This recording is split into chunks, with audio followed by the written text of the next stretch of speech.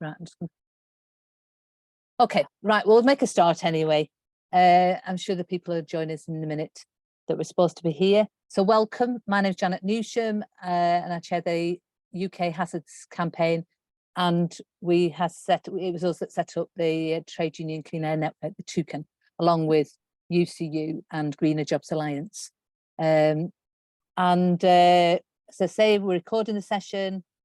I would just say we should mention the fact that the COVID inquiry started today, and also that Boris Johnson's the Partygate reports come out today, you know, and I think those things are relevant because we're talking about how people have been exposed to the virus through an airborne disease, and it's entirely relevant to tonight's event.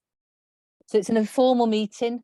We want to have as much discussion as possible. I've put the agenda in the chat, and we'll sort of work our way through the agenda and get people to sort of introduce different parts of it. As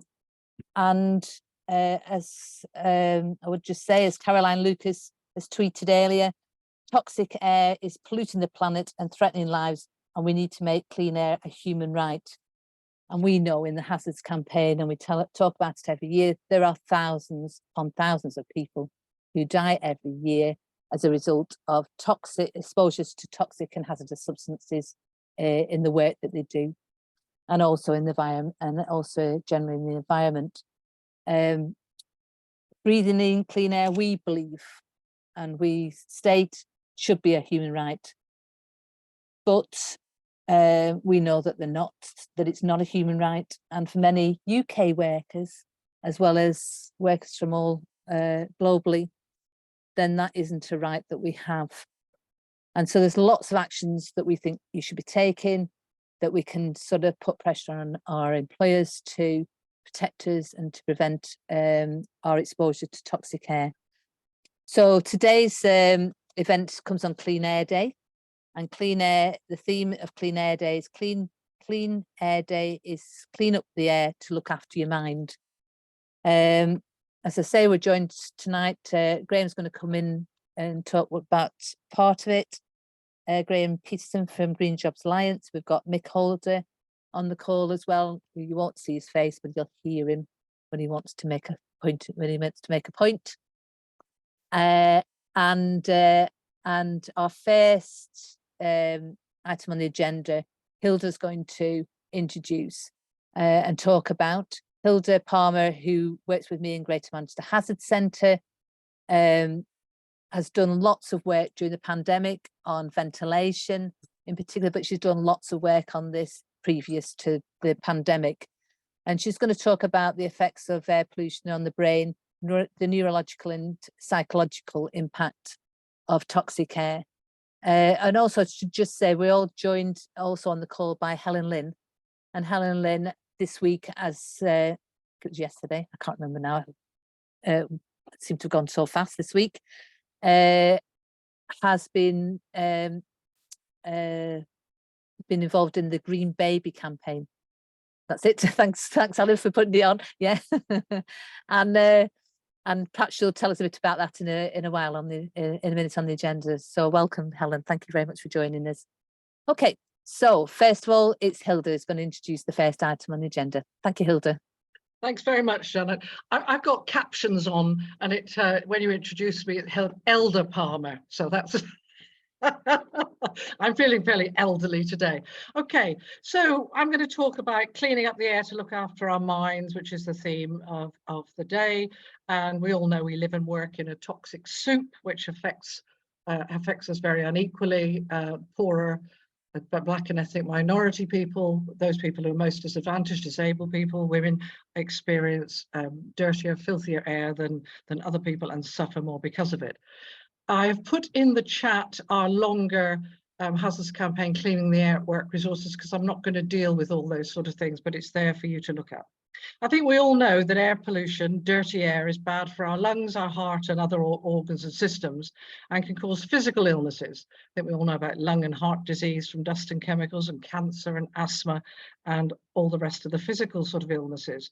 But increasingly over the last years, air pollution has been linked to dementia, to Alzheimer's disease, to depression, even to suicidal thoughts, to lower mood, especially in young people, to memory problems and loss, and to cognitive decline, similar to dementia. And studies have linked all of these symptoms and illnesses to specific types of air pollution, especially particulate matter 2.5, which I think we're all probably familiar with now, which just means those particles in the air that are 2.5 millionths of a meter in diameter or less, the smallest particles, which are the most harmful. Nitrogen dioxide and nitrous oxides and ozone. There are lots of other chemicals that are very harmful to us in the air, but they've been much less studied. These are the ones that have been studied for some time, but increasingly we know that other chemicals play a very major role.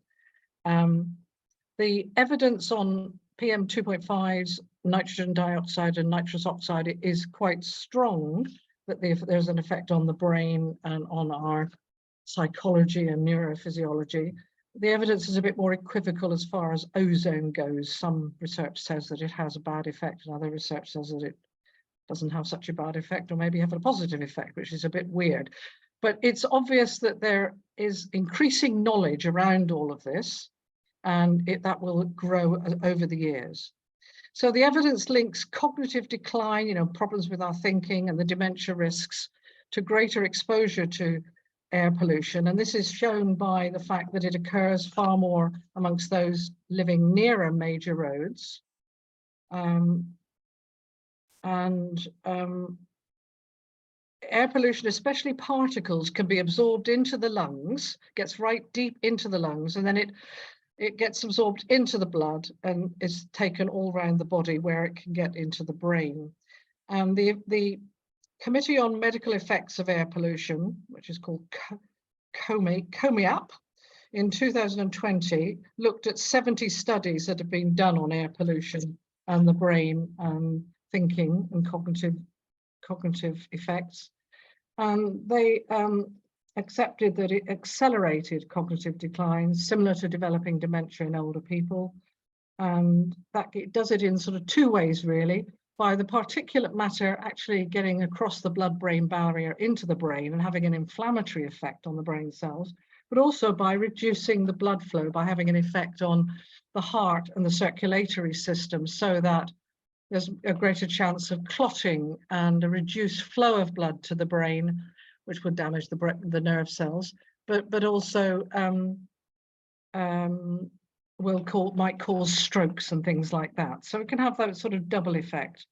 And this paper, looking at all these different studies, showed that for every 2 milligrams per cubic meter increase of the annual PM 2.5 particles, there was an overall risk of dementia increase of 4%, which is an absolutely substantial impact.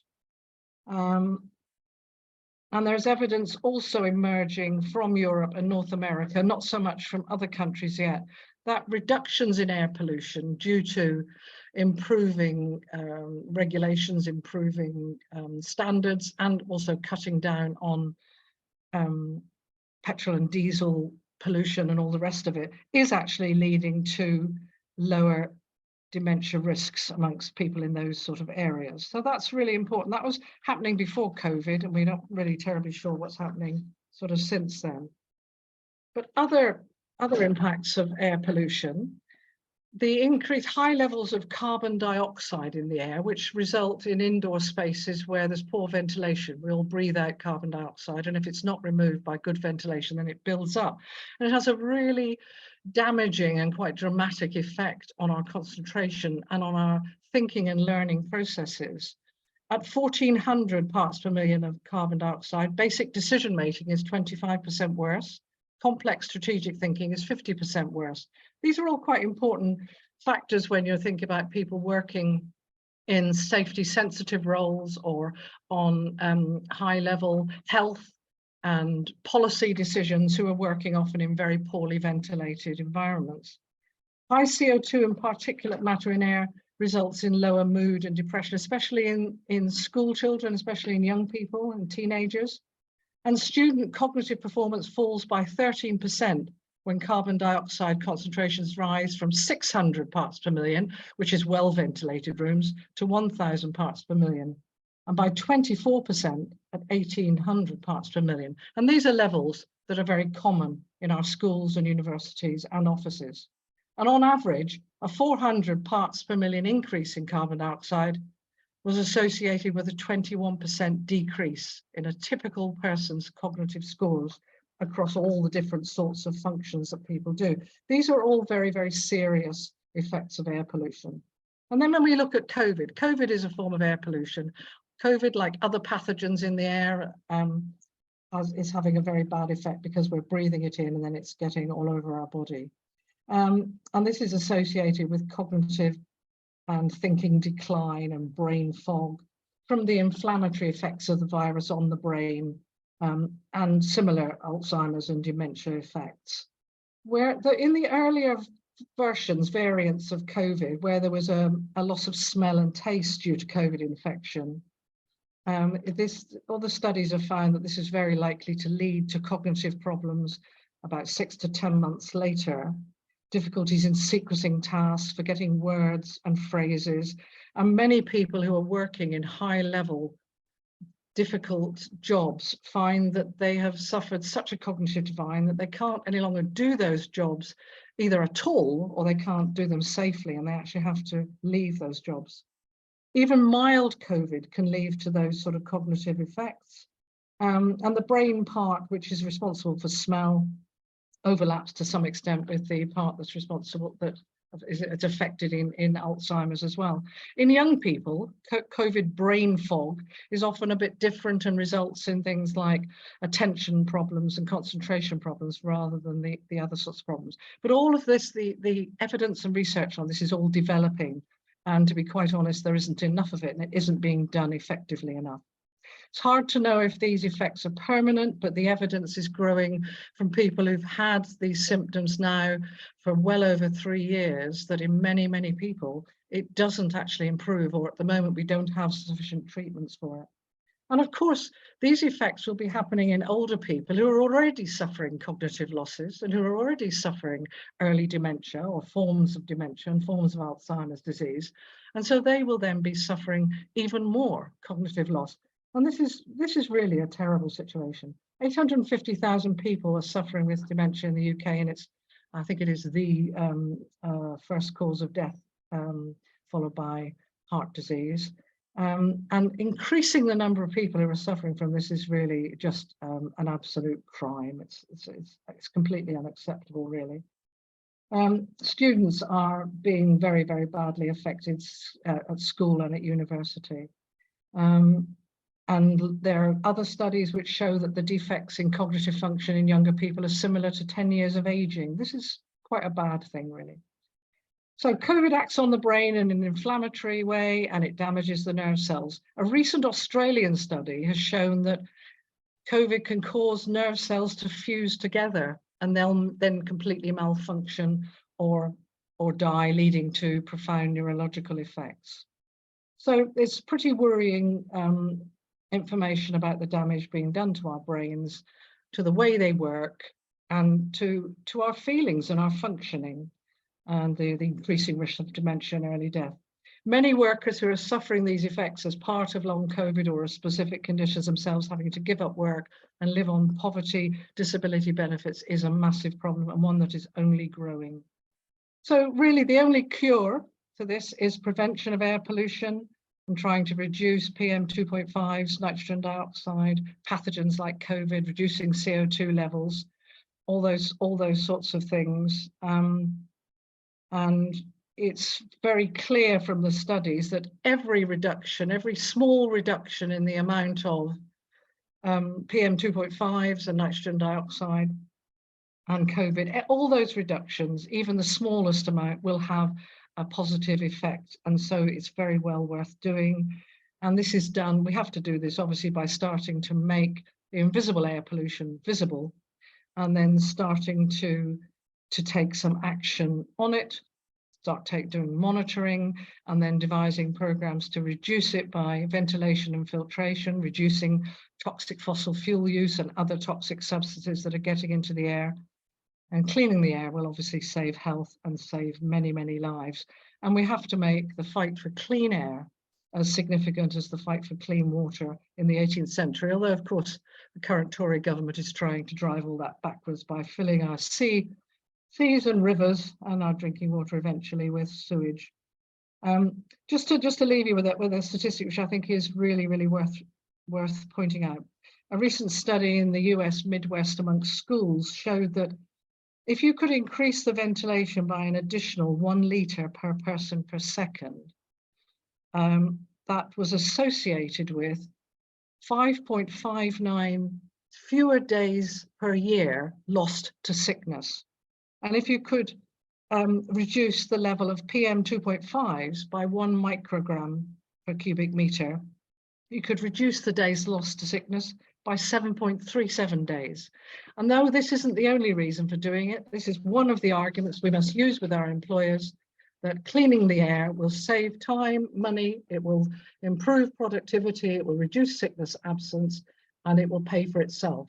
We don't care whether it does that or not. We want it just to stop making us ill. And we want to be able to breathe cleaner air wherever we are, at work, at home, and outside.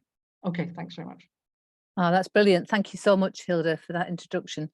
You know, I mean, it's horrifying, isn't it, when you look at the statistics and you look at what's happening and the impact of air pollution, the impact of infections, and how that's, you know, the sort of devastation that that's causing. So, sorry to open to questions. Anybody want to make a question? Have a question, or anybody want to make a contribution, or a clarification?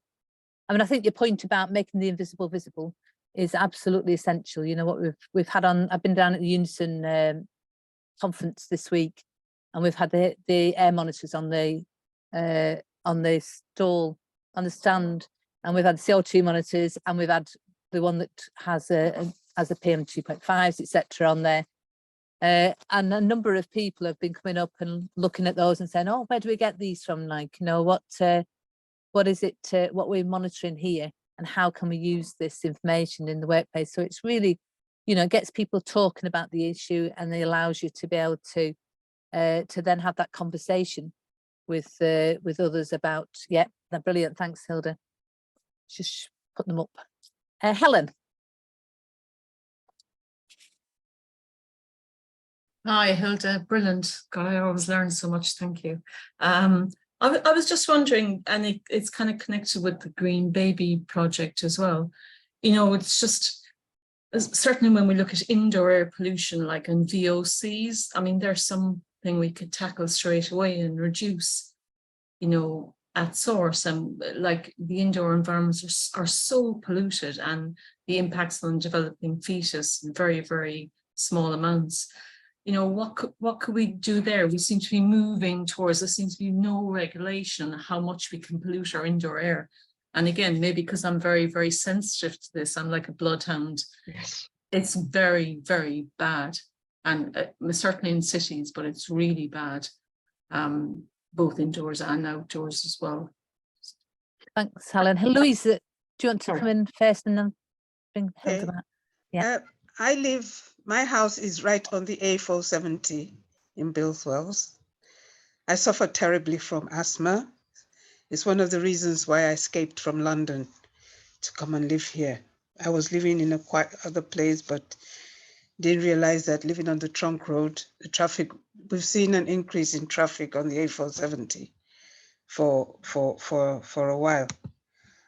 It was the same in Newtown, and they had to measure the pollution that was affecting all the houses along that road, and then they built the bypass. Now, how can we ask councils or governments responsible to put in I don't know what it's called, to put in something that would measure It's monitors. monitors, yes, pollution monitors on every house that's on a trunk road where traffic is heavy.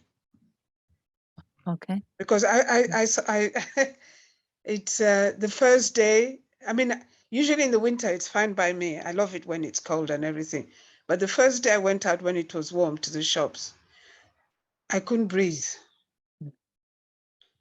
And I mean, we had a young girl, and I've known people who've never had asthma in their family before, developed asthma, and I've died out of it. And asthma is fatal in my family. And even sitting here, I'm having an attack, but it's not because I've been out. It's because I'm on a trunk road and with lorries and all kinds of vehicles going through. Yeah. So how can we enforce, get councils to get the government to put monitors? Okay, thank you. Thank you. Hilda, do you want to come back on those two questions? Yes, thanks, Helen, for that. I left out talking about fetuses and babies because you were here, and I knew you would do that better than me, and that's great. But yes, it's a huge problem. Indoor air is frequently, 2 to 5 times more polluted than outdoor air. So all the air indoors comes from outside, but then we add to whatever pollution there is outside. We add to it from, as you say, the VOCs from the fixtures and fittings in our houses, from our furniture, the MDF furniture leaking formaldehyde, all the computers leaking organophosphates and flame retardants, and the sofas and carpets and absolutely everything, which are all saturated with all of this sort of stuff. And it is really important that we mount more campaigns about preventing these things being put into those products at source, because that's the best way to deal with them, rather than everybody then in their own house having to deal with them. And children and babies are going to be, even more affected than adults. Some forms of filtration, HEPA filtration, can deal with some of semi-volatile organic compounds, the ones that are a little bit bigger, but mostly in order to get VOCs out of the air in the home environment, you really need to have activated carbon added to filters, and then that becomes a bit more problematic. But better ventilation will help with some of that, and will help to at least keep the levels down by removing them and getting them out, except of course if you're on a very polluted area like Louise is, and I'll talk about that in a minute, in which case every time you open the window and you let air in, you're not letting fresh air in, you're just letting more polluted air in. It's an absolutely massive problem, and I think all the research that I mentioned about the effects of air pollution, there is still far too little about all of these other sorts of chemicals, apart from the PM10s and PM2.5s and nitrogen dioxide. Everybody acts as if that's all it is, and it's only about traffic fumes. It is about traffic fumes, but it isn't only about traffic fumes. And there's a huge problem in our homes where we heat with gas and we cook with gas. We are releasing nitrogen dioxide, we're increasing asthma risks, we're increasing particles in our own homes by those very things we do, which we have to try and prevent through things like having filters and air suction devices in the kitchen. I'm really suffering from cognitive problems today. You may have noticed I'm really struggling for my words. And when I was reading my notes, although I could see the words, I was having great difficulty actually reading them. So I'm struggling with all of that. So we have to fight for proper indoor air quality standards and means of enforcing them. And that means dealing with issues around the way houses are built, the way they're repaired and refitted, and how we can actually retrofit to actually deal with some of these problems. But it does mean, like what you've been doing with the Green Baby, trying to stop the pollution at source and get it out, stop bringing it into our houses and using it. And Louise, I'm really sorry, those problems that you're facing, traffic problems, those were the same problems that, Ella Kissy-Adu faced and died of asthma because of the pollution from the South Circular, and her mama Rosamond is fighting her campaign because of that, and fighting it on behalf of everybody. And there are no easy answers to this. And I'm afraid we can't do this individually. We really need to get together with other people. And I think through our workplaces, we should be doing this, and our unions should be working with our local trades councils and with our local environmental groups to actually put pressure on local authorities and government authorities and corporations, or whoever's in the area and creating some of the pollution, to actually reduce it, and to get, as you say, as many monitors as possible, so that everybody has more information. And the more we can make it visible how bad that pollution is, the more we can make it clear that that's very much linked to our asthma or anything else we're suffering, as was shown in Ella's case, inquest. Yes, in Ella's inquest, Mm. you know, where the chair of COMEP, you know, came up with the information that actually proved that she was exposed to this. We have to do this work, and we have to work together. There are no easy answers. I'm really very sorry about that. I'm No, sorry how many facing it. more have had that? We haven't heard. Yes, You know, how many know. more? Yes. And not just young people, older people. No, you're absolutely right. But this has been the case. This is the case with so many problems, and this is the case with all work-related ill health problems, is that thousands of people, tens of thousands of people die every year of preventable causes. But it is about us making clear, you know, and you and your family saying enough is enough, that your life is valuable. We don't want to lose you or anybody else. Thanks, Hilda. And Thank you. I think that one of the points that I wanted to just raise is about recycling, because we're putting a big emphasis on recycling all sorts of different things out of our, you know, this circular economy, you know, that that's coming about. And when it's full of toxins, a lot of the products that we're using in the first instance, then we're recycling it, then, you know, all that exposure to the workers that are involved in that, and also the environments that they're done in. Yeah. Is a huge. Can I just concern. come? I think that's a very, very important point, Janet, and that's why you have done all that work on setting up the toxic use reduction website, because if you've got plastics which contain lots of toxic substances, then when you use them, you're releasing them. When you recycle them, you're releasing them, and you can't have a clean circular economy. And the evidence increasingly is that the actual recycling itself is creating the most enormous amount of micro and nano plastic particles and spreading them all over the world. It's, you know, it's an absolutely incredible problem. How much of the plastic that's ever been produced has actually been recycled? Does anybody know? Well, it's less than 10%, much less. It's probably only 6%. Recycling, and I'm afraid I've been one of the ones who said this from the start, the green stuff that a lot of people do, and a lot of people do at work as green reps, I'm afraid is not, that part of it is not really very valuable. We have to stop producing plastics at source. It was always an enormous con to allow the petrochemical industry to produce more and more plastic and spread it all over the world, and it will be the death of us. Thanks, Hilda. Mick. Yeah, thanks. I'm not arguing against anything that Hilda has said. God forbid, that would be a very silly thing to do. But I would like to say that monitoring in itself doesn't change anything. All it does is it gives you information that you can use to push for change. It's a sorry state of affairs that we've known almost all of it, everything that we've known about air pollution pretty much for as long as I've been doing this this kind of thing, and we're still having to prove that it's a problem, and I think that's the big. I think that's the big issue for us. Is personally, I don't think that we need the monitors because we've got the evidence. Let's bloody do something about it. Unfortunately, governments and employers insist that we that we play this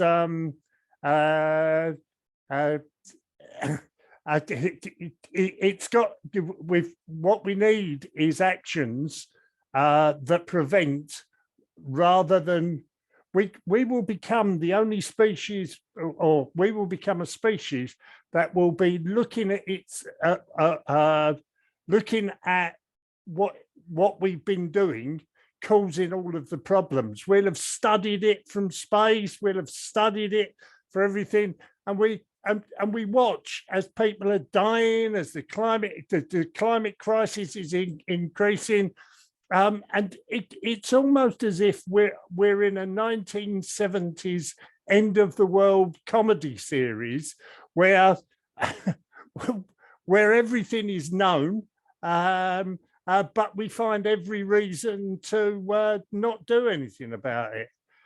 So, you know, I think that action is needed. Can I just say, I'd also like to thank Steve Ballard for showing us how to make the perfect gin and tonic as well. Thanks, Mick. Absolutely right. And I think, you know, one of the other things we've got on our website is about toxic use reduction, Hilda. So, you know, and that is a really important thing that we need to be start to talk about and start to take action on. Do you want to come back on, Mick, Hilda? No, other than, yes, of course, monitoring only just shows you things, and we do already know enough. I absolutely agree with that. But there are places where, in order to start that bit of action, we still do need to be monitoring in certain sort of places to bolster our cause. And also, if our employers particularly are telling us that there's nothing to worry about and they've done all the work, and then we can actually do some monitoring that shows that that's all a load of old bullshit, then that actually is part of the education, agitation, organizing process. But I do agree. I mean, we shouldn't be having to monitor on every road. We know that by every road there's going to be lots of pollution, and the problem is how to stop it. I absolutely agree. Lots of different ways of doing it, more action. Thank you. Steve? Yeah, thanks. Thanks for that, Janet. I'm not sure. You know, there was something I missed there. What Nick was? I think he was congratulating me for doing something, but I'm not quite sure. Making a gin and tonic. I think I was doing it. What was it again? Gin and tonic. Oh my giddy aunt! Didn't I turn? You were on camera. The video. I turned the video on too soon. Okay, I haven't had much yet. Now the thing that I attended the Grenfell March, the sixth annual meeting of the Grenfell March. This is it's an informal meeting, so it's a bit all like Janet said at the beginning. You know, Boris, all these things are relevant. And I was there with folks in London will know, John Burgess. He was the only one. He's the only trade union banner that's been on all those marches for the last 6 years. Is John Burgess's Barnet Unison banner. And whenever I've been there, which is nearly as often as him, if not, well, anyway, doesn't matter. It's sad that I mean, there was 100 FBU members there, and that was phenomenal. I mean, that was brilliant. But the fact that the rest of the trade union movement really hasn't really joined up with the tragedy that was there. But anyway, what the speakers did, John Burgess was saying, he's noticed that the speakers last night were speaking about the corruption that there is. They were previously they just referred to wish the government would do better. Now they've finally, the community is coming round to the idea that they're having to deal with corrupt councillors and MPs. Now most of them I don't think are Labour. Some of them are. All the Tories, I think we should start calling these people corrupt. They are only interested in looking after the people that they represent, which is a completely different class of people than the people that the trade unions represent, insofar as it's safety generalised. And I think it was telling last night that the difference in the language that they've used, they've learned to use and had to learn to use, because they know they're getting absolutely nothing. They've got nothing. that 6 years there's been no significant change about the not only about the health, the air pollution that Sister Louisa has just been referring to, and I'm sorry I don't know you any better than that, but the housing is, the housing stock is being allowed to degrade. The National Health is being allowed to degrade. So I think we need to start using the notion of corruption and somehow demanding that ethical, that we used to call them principled MPs, stand up and say we're not, and start saying things. I'm sorry to be rambling on but somehow we've got to introduce this idea of ethics and corruption, and distinguishing those people those councillors and MPs who are prepared to say, I've forgotten who introduced the word tonight. Enough is enough. Everybody's saying these things, but linking those together in a different sort of a way is the only way that not only can we make the air safer. Sorry, it's all to do with the same thing, but keep life on Earth, our ability to enjoy life on Earth until its natural, predictable end, which we all know is going to happen sooner or later. The question is just how we're going to enjoy it between now and then. Okay, now, thanks very much, Steve. You're nearly on the quote, life is but a journey to the grave there. But let's go on to Louisa, and then we'll move on to the next item on the agenda. I'll be brief. The problem with, especially in many places, these are the old Victorian houses, which were made out of granite. And on most of the road, we have families with children who live along them. And I am on the I'm the vice chair of the Wales Seniors Forum. And one of my portfolios is housing, looking at the houses, the new housing stock, the affordable houses that are being built. Now, who checks out how polluting some of these houses they're building? Who is responsible? And I agree with you. There is some corruption. I think the corruption here in Nigeria, our corruption is taking the money out of the country. Here in Britain, the corruption is lying in each other's pockets and our friends. Yeah. Without any accountability. And what do we do when you have councillors who are in the pockets of builders? I mean, look at what happened with Grenfell. Look at that, and how many more are living in houses in new builds that are toxic? Who is inspecting? And that's why I'm training. I'm on my stage 2 health and safety course, and I want to go on to be the NEBOSH, because these are the things that need deeply looking at. I mean, the government is trying to shut down, to stifle the work of the health and safety executive. People have to travel far to go and do inspections, and they barely have time. So who is the dirty dog? Who is causing all this problem? I'm sorry for swearing. No, thanks, Louisa. I think that's I think there's a lot of people that would support what you're saying. Hilda, do you want to come in and just have the last word? Just very briefly, yes, agree with everything everybody said about corruption and disgusting behaviour, and nothing having happened since Grenfell. And it all really comes back to deregulation. I mean, the deregulation of setting building standards and certifying construction materials and methods, and then inspecting construction methods and signing off that things were done properly as far as fire safety is concerned, and as far as the safety of the materials and what Helen and I were talking about earlier in terms of making sure those materials that are going into homes aren't toxic. All those sort of things, they were deregulated a very, very long time ago. And the whole process of inspection and certification and signing things off has actually been privatized. And so the construction companies have got the whole thing sewn up, and councils really are having to go along with that, because councils, they have had their health and safety budgets cut absolutely enormously. But that is also, that's a very big campaigning issue for the Hazards campaign and for health and safety.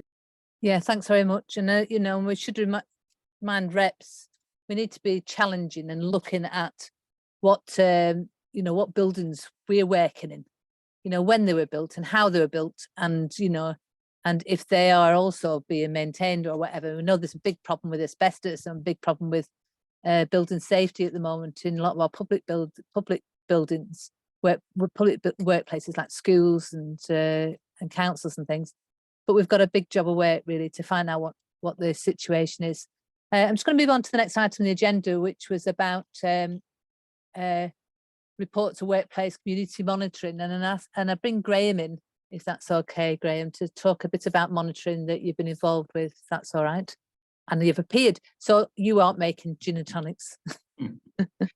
Yeah, that is all right. And sorry for the late arrival on the call. I thought it was 6:30 and I was actually down at a Clean Air Day event doing some monitoring. So just, yeah, quick update from me, because as people may know, we've got possession, joint ownership with Global Action Plan on quite a sophisticated air monitor, which we have been using and tried to make available for safety reps around the UK. And the monitor that we've got is quite an expensive bit of kit, costs about £4,500. So you expect the results to be fairly accurate.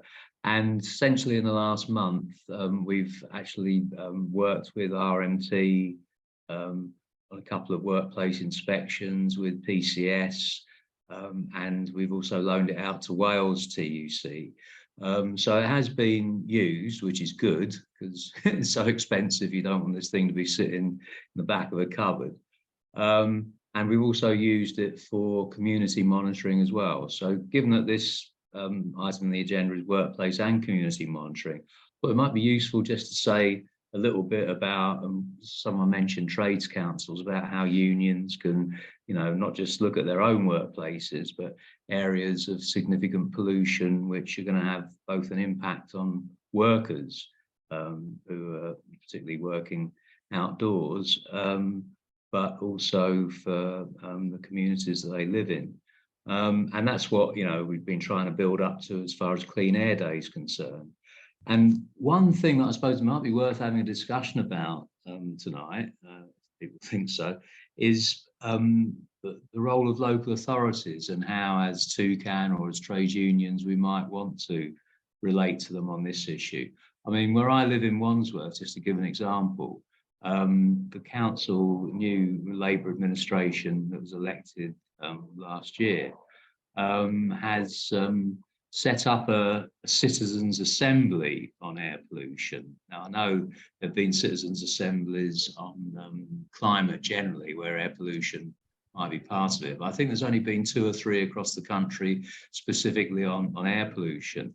And I don't know if people think that that's a worthwhile exercise, or it's just kicking the can down the road, and at the end of it you just end up with a set of recommendations that we could probably all write in this meeting as to what should be done. But anyway, it's just concluded, and I was on the oversight panel for it.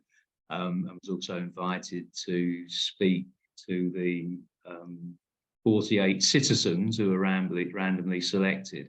And I'm pleased to say, my presentation might have had some influence, or it might just come up anyway. But out of the 48 recommendations, one of them is that the council, the local authority, needs to acknowledge that air pollution is a workers' rights issue, to use the words that were in the report, and a range of things that should be done in terms of business duties. So that was a positive. I'm still a bit sceptical about the process because it is quite long and involved and actually costs money as well. So I don't know if it's something that you think reps should be arguing for in other communities, but I thought I'd mention that one because there are very few of them, and it is one option if we want to engage with local authorities on it. What we've also done, though, quite apart from that, is we've been looking at hotspots, pollution hotspots, where workers are employed. And what's come up quite clearly for us, and it goes back to the point about food preparation, is Tooting markets. There are 2 markets, covered markets in Tooting, that are now really huge entertainment and eating spaces, and the pollution levels there have been literally off the scale. I mean, it's been staggering. We've been talking about 20 times the WHO level for particulate matter from the monitoring that we've done with this equipment. And we've raised that with the council, and today we had the cabinet member for the environment coming around with us to look at the levels. And we've got an agreement on the ban. This comes back to the point about, is there any point in doing monitoring unless it's linked to action? And I think, you know, it can be useful. And I think in this case it will be, because the action that we've linked it to is to say to the council, you know, this is a serious health risk for residents who use the market, but more importantly, for the workers in there who could be employed for anything up to 6 to 10 hours during the course of a day at these levels. And so they have agreed that the air quality team will come down and do further tests with us before the end of this month. And then we'll come up with a joint set of proposals for the kind of control measures that could be put in place. And an obvious one is, you know, this is a covered market, there's no extraction, no outside, you know, air conditioning involved in the place. And so that's an obvious one. It won't be cheap necessarily, but it's clear that there is, you know, that's an obvious control measure that they might want to start looking at. So yeah, I'll just mention that as an example. But I suppose on a broader discussion, if anyone wants to pick it up, is, you know, how where other people on the call might have related to their local authority and what success they had, and whether they think, you know, things like assemblies on air pollution, citizens' assemblies, are a tactic worth employing. Thanks, Graham. I think that's a really good introduction to this. And, you know, this area is a significant pollution.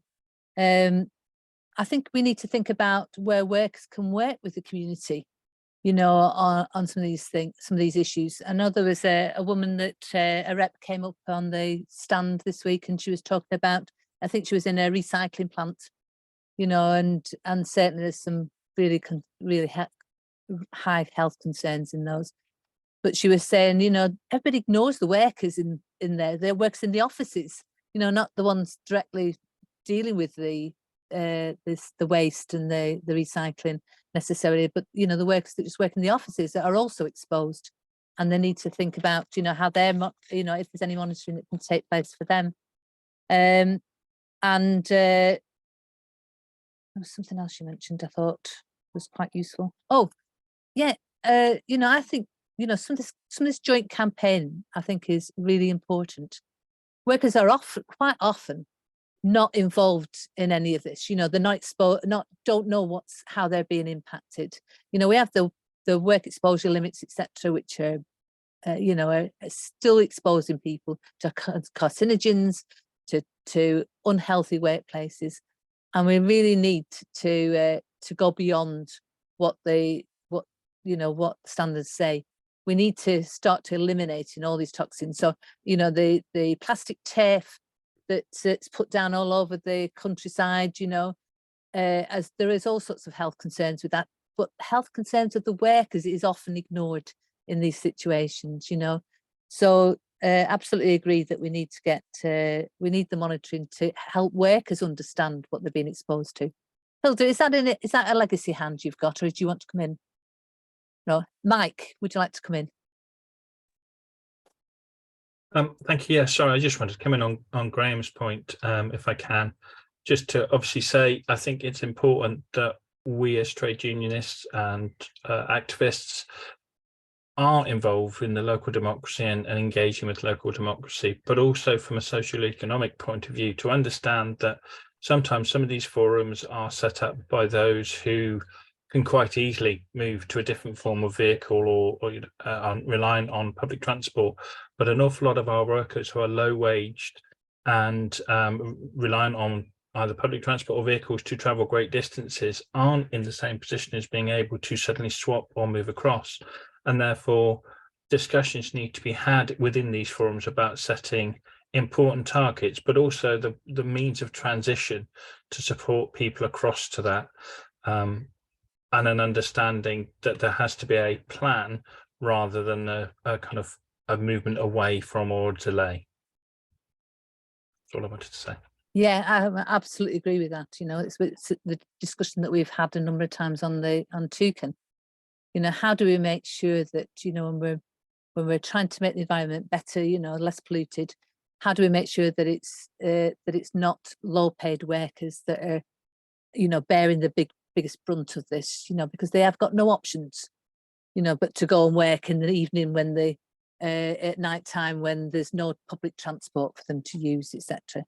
You know, so there is also, I mean, I attended something in Manchester a few weeks ago, and it became a political opportunity, a political photographic opportunity, you know, rather than a proper opportunity to discuss climate change and the impact of, you know, chemicals in that, you know, and all that. And I think we need to get the politicians back on the agenda of how to protect ordinary working people and workers, rather than just have these things as photo opportunities to use in the next for the next election.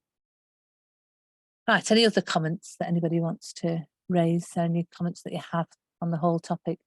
And is your workplace something that I think the other thing is, sorry, having David in the room, is that how do we link up with health workers as well? You know, and, you know, make sure that that they're involved in this discussion in a real way, like, you know, that it's not just about, you know, or the other workers, but, you know, you see the impact of it in terms of people's health, the deterioration in people's health as well. And we need that point of view brought into the discussion as well. Nick. Yeah, I just want to back up what Mike was saying. I think that the understanding of what just transition actually means isn't perhaps as broadly best understood. And whilst it's okay for authorities, politicians to issue edicts demanding one kind of thing or another, the reality of it is that part of the debate in London about ULEZ at the moment, it is because people are just saying this is a money-raising scheme rather than a scheme for that really addresses the issues that need to be addressed. And if you don't want polluting, in my mind, ULEZ, if it works perfectly, wouldn't raise any money at all, because no one would be driving a polluting vehicle in the area, right? And if we want to achieve that, just forcing the cost of it down the line, particularly to people who perhaps haven't got as much, as Mike said, who are not as wealthy, not as capable of making sort of these immediate jumps. It means that those people at the bottom of the pile who would struggle with it tend to be the kind of people that are crying foul, and in a way, quite rightly crying foul. You know, it's just. I do think that we need a much broader debate about just transition. Over. Thanks, Mick. Hey, Mandy.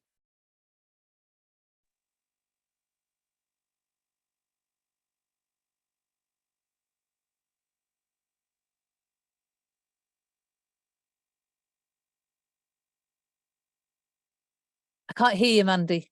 You look like you're off mute, but you're not. We can't hear you. Have you got your headphones on, plugged in or not plugged in? You want to unplug your headphones and see if that works?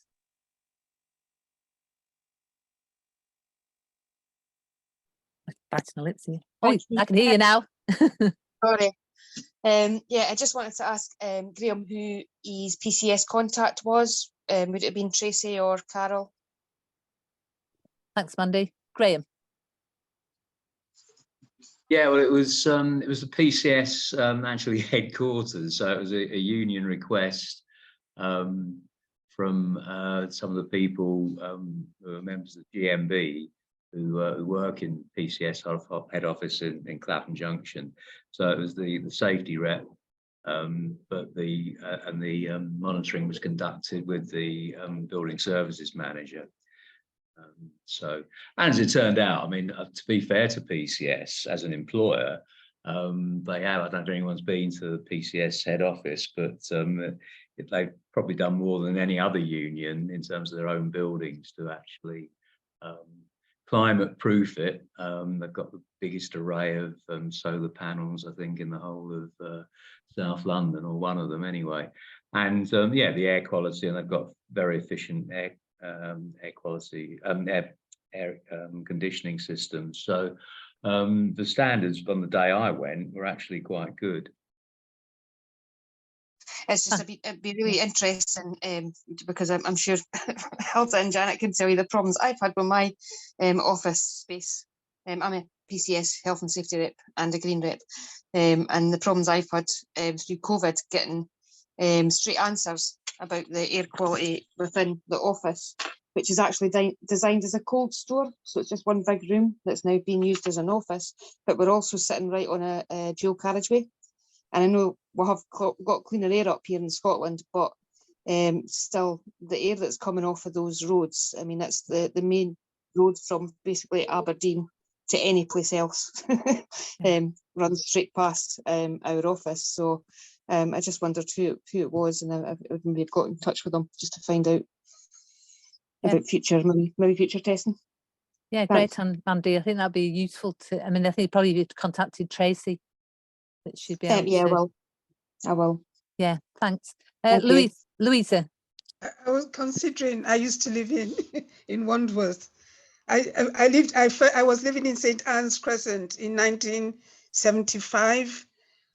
And I noticed the difference between 1975 and today, and where you've been just by Clapham Junction, all the traffic, all the buses, everything. It's just the spaghetti junction of the southeast.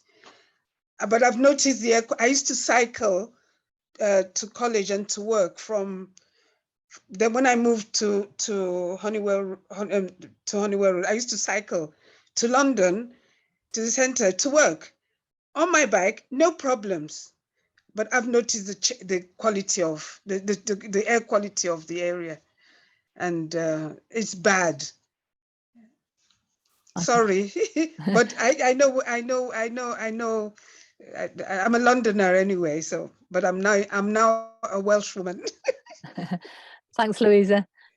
Okay, I think we'd say if anybody's got any ideas for monitoring in their areas, if we can be of assistance to that, please get in touch, and either we'll look at the equipment we've got, or else give some recommendations on you purchasing your, perhaps in your branch or whatever, having your own local sort of proxy measurements, using some of the equipment that's available, that's readily available, that's actually a lot less money than what we've spent. But in the first instance, to give you some sort of rough measurements, I think this could be quite useful, no? Hilda? Yes, that's a very good point there.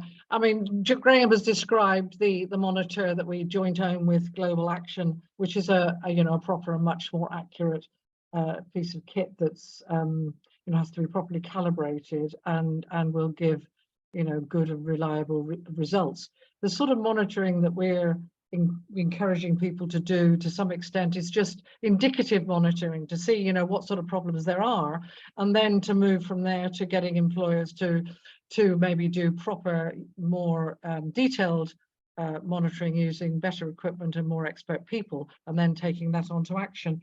But just to make everybody aware that we have these Qingping monitors from Smart Air, these ones like this. I have an agreement with Qingping. I have some QR codes which will get you a discount, and also if you buy them in bulk, you can get a 10% discount anyway. And there's some value. There is value in using these. So if anybody wants to know more about it, and have a look at the slides I've sent out, which have got all the information about that in them. I like that comment, David. An expensive monitor not need a loud one would be more effective. Thanks, Hilda. And the trouble is people turn them down or turn them off. don't they? We've seen all sorts Well, of those examples of that. these ones aren't sound. I mean, the problems with the ones that make a noise, and certainly those ones in schools that made a noise, was they just got turned off.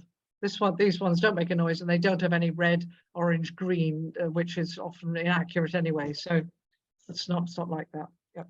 Okay, thank you very much. And we'll just move on to the next item on the agenda, which is about the Toucan and the Hazards Conference. And just to say that we've certainly got a session on making clean air as important as clean water on the agenda at the Hazards Conference. If anybody here is going to the Hazards Conference, well, hopefully we'll get a display at a stall there and put a display on, and perhaps have a sort of informal meeting there. Graham, do you want to come in on that? But when is the conference, Janet? It's the first weekend in September. Okay, thank you. Yeah, I just wondered if there'd be a case for linking it into something like climate adaptation, which obviously compared to climate mitigation has got much closer immediate health and safety impacts in the workplace. And I don't know if there are any workshops or sessions at the conference on that, but I think that would be useful, and obviously picking up on things like the current campaign on maximum temperatures, because there might be case for providing more information on that, because there are some people who think that air pollution has got nothing to do with climate adaptation, that it's a separate thing. But the fact is, if you're working in high temperatures, then there can often be, heat canyon effects, and that can have an impact on the circulation of air, and so it does link into air pollution. So, yeah, I just wondered, whether we're looking at that, or more specifically just on air pollution, whether there are any plans for workshops, or whether it was just going to be covered in a session or on a stall. There's different sessions. There is some fringe meetings about temperature, etc., which we could sort of put some of that in. The session on clean air is we're still just waiting for speakers to come back on that. I mean, we're hoping it's going to be more. We've got the FBU speaking in that one on the decom campaign. But we're looking at a number of other speakers that are still waiting to a thing. I mean, in my view, it should be that should all be part of that debate, because I think people need to have that linked between, the toxins that they've been exposed to, and and the climate change, etc. I think that's a debate that needs to be developed, and I think in Toucan we've tried to do that anyway, but hopefully it will lead to that. Okay. Yeah, and if anybody here is a rep who wants to come to Hazards Conference, on the Hazards Campaign website, we've got the links to all the booking forms, etc., and you'll be supported by your trade unions, hopefully. We'll send out all the links that's on the chat after the event, and then you can, make sure you've got all those links. The next item on the agenda was about Wales consultation, and I was hoping somebody here would be from Wales here today to talk about that, but unfortunately they're not on the line. So there's been a consultation in Wales, and you'll be able to come in on this, Graham, won't you? There's been a consultation in Wales. They're looking at providing on a new bill there, looking at providing a framework for setting national air quality targets, placing a duty to promote awareness of air pollution, and publishing national strategy. And another Wales TUC had been, so this big consultation took place in March, and the Wales TUC had an input into that, and they were trying to, as part of that consultation, trying to get the government to agree that there should be workplace monitoring, and that workers should be involved in looking at solutions. And some of that has been taken out. Really upset the Wales TUC, because this is something that we've been talking about and trying to work with the Wales TUC on this. And it would be leverage, I think, for the rest of the UK, if we could get that sort of action in Wales, and they seem to be reluctant to involve workers. Is there anything else you want to mention on that, Graham? Because you've been working with Wales TUC, I know, as well. Yeah, just to say that it was disappointing, because in the original document that the Wales government produced, it did have a section on there talking about empowering workforces to tackle air pollution. So that would have been kind of like the first reference in potential statute where that would be specifically mentioned, but then it got taken out the following stage of the process, and Wales TUC have objected to that. What the chances are of getting it reinserted, I don't know, but hopefully there'll be a continuing campaign to try and make sure that is referenced in the bill when it finally emerges. I think disappointing in it is that it seems to be business. I don't know whether it's business has got more influence there, that they're objecting to that involvement, but it would have been really useful, I think, to have workers as at the centre of that, you know, for them to have that influence.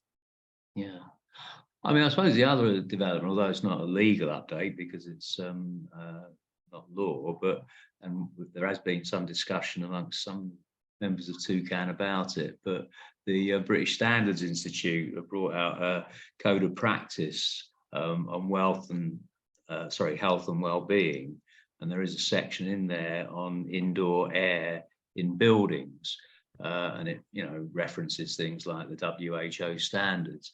So that's not a legal document, of course, and a lot of people have got quite legitimate concerns about British standards anyway, but the fact that it's there is better than nothing, I suppose, because it could potentially be something that workers could quote if it was a question of indoor air pollution that they were raising with their employer. We'll try and share the link to that. Mick, did you want to come in on that, or have you just put your hand up and down? Just to controversial. I was just going to say boo to the BSI, but you knew that already. Thank you, Mike.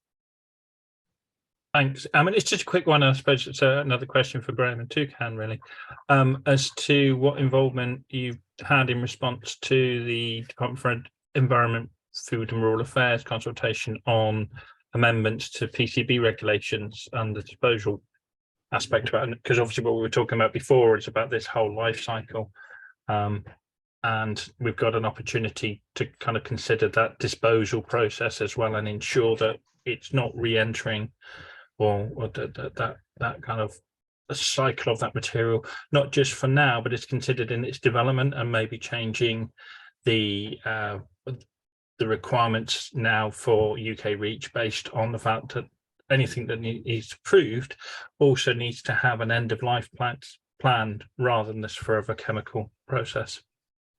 Yeah, thanks, Mike. I mean, I am involved with the NGO Chemical Group, where we're trying to, you know, there's quite a lot of organisations that are really good at picking up the consultations and then sharing them, and then, you know, responding to some of these consultations. And it's we've got a really bad situation. I know Helen mentioned about earlier about Brexit is bad for babies because of the lack of controls, lack of for what's happening in terms of chemicals, etc., and exposures. But it is bad for workers, Brexit, because, you know, we've now got UK REACH, which is being enforced by HSE, who haven't got the manpower, the resources to do that. But also, you know, we've got all this stuff that's going on in Europe, and we're diverse. That's not the word, is it? I can't remember what the word is now. Like, you know, but they're moving away from what's being agreed in Europe, and it's going to cause us all sorts of problems, I think, in terms of chemicals, exposures, etc., you know, and the pollutions that we're being exposed to. Hilda, did you want to come in? Diverging. Thank you. Thanks for that. Okay, Graham, did you want to come in on anything that point that Mike raised? No, it's an important point. I mean, I've not personally been involved in any of those discussions, but I think, you know, we'd certainly need to cover it. And I was just wondering if maybe as part of that discussion, whether, because I don't think it's on the agenda, would it be worthwhile you know, we haven't produced a Toucan newsletter since last year. May 22, I think, was the last one. I'm just wondering whether it might be following this meeting and maybe reporting on any outcomes from Clean Air Day, but we could, you know, summarize some of these discussions and include that point that Mike made, you know, have some reference, short article, providing a bit of update on that. Yeah, good. That's a good suggestion. And if anybody else on the call has got anything you'd like to put into the newsletter you think would be useful, then please send that through to us. Hilda? Was there a deadline, Mike, for that that discussion document on PSBs? Yes, PBS. Yeah, there is. It's 30th of June. Sorry? It's the 30th of 30th of June. They've also published the proposed statutory instrument for England and Wales, Right. which would seek the amendment on that. Okay, so there is a bit of some time. Thank you. Yeah. Okay. Let's move on then to the next time, but is it about air pollution as part of a climate adaptation? Is there anything more that we need to talk about now on that? I mean, just to, apart from saying that, yes, you know, that we do need to make sure that we've got climate in all our discussions. I think, you know, that people see the relevance of what we're trying to do and the impact that it has on the climate, you know, and that makes it relevant. Does anybody want to add anything to that? Or to say anything else? But I think part, you know, your suggestion, Graham, about a newsletter, we could put, you know, something in the newsletter, I think, particularly on that. Hilda? Yeah, I think, yes, I think the whole issue around sort of climate change and building standards and retrofitting is actually quite important. The TUC has done quite a lot of work on this, and NEU have taken that up, developed it a bit, come up with issues around increased temperature and ameliorating both extremes of temperature, really. But something that came up in response to some of that sort of work was contact with architects and a couple of green architects particularly, who were very concerned about some things in the TUC document and the retrofitting. Teaching unions particularly picked it up because there's, you know, in terms of insulating and reducing heat loss and, you know, reducing energy use and all the rest of it, there's a real concern that could lead to the use of inappropriate toxic materials, particularly plastic-based substances that essentially seal up the building. And the allegation that, you know, the case of Awab in Oldham, who died from mold in a building, that actually came about when these very cheap, poorly built houses were actually essentially just sort of sealed up with plastic. And so I think that's an issue that actually really needs to be looked at. It's quite complicated because a lot of the more natural sort of products, of course, are phenomenally expensive. But it is really important that we are involved in that discussion and making those points, that we don't want to repeat old mistakes and recreate and create new ones by not actually taking the whole issue on board. So not just, you know, putting air pollution into that and taking climate change into air pollution, just making sure we're looking at that all very holistically. Yeah, I think it's something that Tracy Edwards always talks about in PCS, you know, that if we're looking at new buildings, that we should be party to those new buildings, and we should be talking about, you know, the designs of them, and perhaps having a perhaps we need to have more discussions about. We always leave these things to experts, which is right. We need the experts in there, but we need to have the information to be able to challenge the experts or to have an input into it. Yes. Yeah. Yes, I agree. And that's one of the things that we're starting to do with some of the teaching unions and some of these architects, is to actually start trying to draw that sort of information so that we can have that discussion. But, you know, safety reps have the right to do that, to be consulted about new buildings, you know, in their area, new units that are going up. I'm thinking particularly of hospitals, and to be asking questions about, you know, what regulations they're meeting, what materials are being used, what the ventilation system is, all that sort of thing. So I think there's a way in which we could, you know, we can actually do something quite quite useful there, but it is a broader discussion, I agree, and we must be involved in it. Yeah, and just before I bring you, Mick, in, I'd just say that, Mike, I think you made a point in one of the meetings that I was in, was about the life cycle of our schools, etc., how they've Yeah. run out now. You know, they're Yeah. past the sell-by Yes, dates, a lot of these yes. public buildings. So we Yeah. need to, you know, we need to be thinking about what our discussions and what's, you know, what input we can make in those. Mick? Yeah, I'd just like to say that I agree. I think we need to go back to the kind of post-war planning debates that were had, but rather than it be old grey men in grey suits making the decisions, that local people and workers themselves should also be aggrieved in it. I mean, our chances for influencing design and build these days are absolutely, totally and utterly limited, if not pretty much non-existent. And you know, going back to the debates of the 30s and 40s and 50s, I think it would not be a bad thing. But I wouldn't want to repeat the errors that they made back then, because they made decisions to build all of those system build houses that they've had to knock down and remove all of the asbestos from and knock down because they were damp and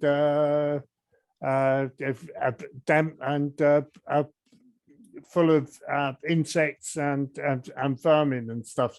So yeah, over. Thanks, Mick. And I think that just the point you made there, you know, I think it'd be really good, you know, we could lead the debate on new buildings and then bringing in all the other aspects that we've talked about tonight that would then just bring it all together. And it's a different angle, isn't it, in terms of just going on ventilation, but actually we've got to look at the design of our buildings and how we can and how it can serve people better in terms of health and the safety of them. Hilda?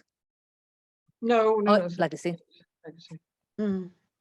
Yeah, this is another, Louisa, sorry. I was going to say, Mick, well said. Local communities. I mean, it's okay for these people who live in expensive houses covered by green spaces in far away, God only knows where, away from us mortals down here, covered in the dust, to make these decisions for us. But I think local communities should be consulted. In February this year, the housing involving the Welsh housing minister held a conference in Machynlleth to talk about the housing crisis and affordable houses and local houses. And it was everyone. It wasn't the big wigs, it wasn't the men in suits who were there, but it was local communities who are fighting for the survival of the communities and looking at the way houses are built, suitable houses, not just affordable houses, but houses that are suitable for our environment. Yeah, thank you. And you know, and absolutely we need to have the point. Always make the point. The workers that are involved in those projects, you know, we need them involved as well. We want everybody involved in it. And you know, and we're talking about workplaces, and that's hospitals. We're talking about, you know, all different workplaces, schools, etc. You know, and how do we involve everybody in those discussions and along with the experts? Steve, did you want to come in? I'm just getting ready to leave. I should imagine Yeah. anybody else is too, but just 2 points really. For everybody who's not thinking of going to the Houses Conference this year, just to emphasize the point, that is the place where you're going to learn more about how to collaborate with people, you know, from across the board, about how to fight this government, how to defend the living standards, for, including, you know, environmental living standards, economic living standards. They're all intertwined. The best place to organize the fight back for whatever's going to be going on in autumn, because it's only going to get worse. It is only going to get worse. Is at that conference. So that's the first point. Anybody's not already signed up. I agree it's expensive, and without and I haven't got my finances sorted out yet, but I will. I'll make sure I have by September. And there was another point, and I've forgotten what it was. come well, back in to that you. case, I think I better sign out now. Thanks, Steve. Excellent, Thanks for and a that. good advert for the Houses Conference. Thank you. It isn't expensive. It is the most cheap. It's an all-inclusive event, and it's really cost-effective. And hopefully, your branches will support you. Graham, just before we finish, is there anything else under the ULEZ and other regional initiatives that we want to just mention? Or have we covered it? Well, yeah, I mean, clearly there's a lot of publicity about it at the moment. It's going to become a big issue in London, but also elsewhere when other mayors or local authorities attempt to introduce plans. So I think, yeah, it's one which we will need to perhaps make some further comments on. Seeing it's not without its contentious points. Yeah, possibly we can come back to it again. I don't know if just going back to the newsletter, whether we should aim for maybe one next month in July, and then we can advertise in it the Hazards Conference. Perhaps things will be a bit clear also by then about what's happening at the TUC and whether we can put something in as far as that's concerned. I mean, there will be, you know, Greener Jobs Alliance are going to be having a fringe meeting down there. That's kind of a more climate-based thing, but there's no reason why we can't put out some material on air pollution as well. So yeah, I guess maybe following the meeting, if we kind of get our heads together with anyone who wants to contribute around what would be the main 5 or 6 articles that could go into the newsletter, it shouldn't be too difficult to knock something out and get it out in July, hopefully. Yeah, brilliant. Thank you very much. And I think, you know, we might want to have a special leaflet we give out at the TUC in some way, like, you know, at some events, maybe, perhaps not standing on the doors. Will you be at the TUC Congress in Liverpool? I think Because some of us will be. maybe you should set up. No, because this is something that affects everyone, workers and all. And there's a TUC conference in Liverpool in September, I believe, as well. Yeah. And you have to please present a stand or something where this can be discussed. And I'm sure many people will be interested in what you have to say. Thank you, Louisa. But you need to involve the TUC. Yeah, thank you. I mean, we're fighting for the health and safety and well-being of everyone. Yeah, thank you. Mike, did you want to come in? Yeah, I mean, obviously, just briefly on that aspect of it, that might also require some fundraising if you can't have some productive conversations, because I know many people who have stands at the TUC Congress have to pay for those stands as well. So it might be that we have to approach some sister trade unions who may have stands there and see if they are prepared to allocate a small proportion of their stand to facilitate that. Yeah, I mean, we did make inquiries about it, and it was going to cost like 1,400 quid to have a stand there, which is like way beyond what we can afford. Mick. Oh, you've gone now. Oh, he's Yeah, come back. I'm sorry about that. I'm losing the plot, clearly. I haven't had enough gin. Hurry up, because we've gone past time now. But if we're going to do anything at the TUC, I think we've got to try and make sure that there's a motion or motions actually for the TUC to force debate in the conference. It's important to have stalls and stuff, but I think that the main thing to do is to have a motion there. Yeah, and they're all set now. So what we need to do is we'll look at the agenda, see if there's anything that we can have we can use to sort of promote, put a press release out or something on that time. But I think, you know, you're absolutely right, Louisa. We're looking at how we can influence as best we can with our limited resources and support. I mean, why didn't you ask yeah. Savannah? Why didn't you ask TUC Wales to help? Yeah. You know. Yeah. Because well, for us, it's very valuable here in Wales. Yeah, and we are working with Wales, you know, and Yes. we work closely with Wales TUC. PCS, okay, I'm going to, sorry, okay. I'm just going to close it now because we're past time. Thank you so much for attending. Hope you found it useful. And we'll follow up with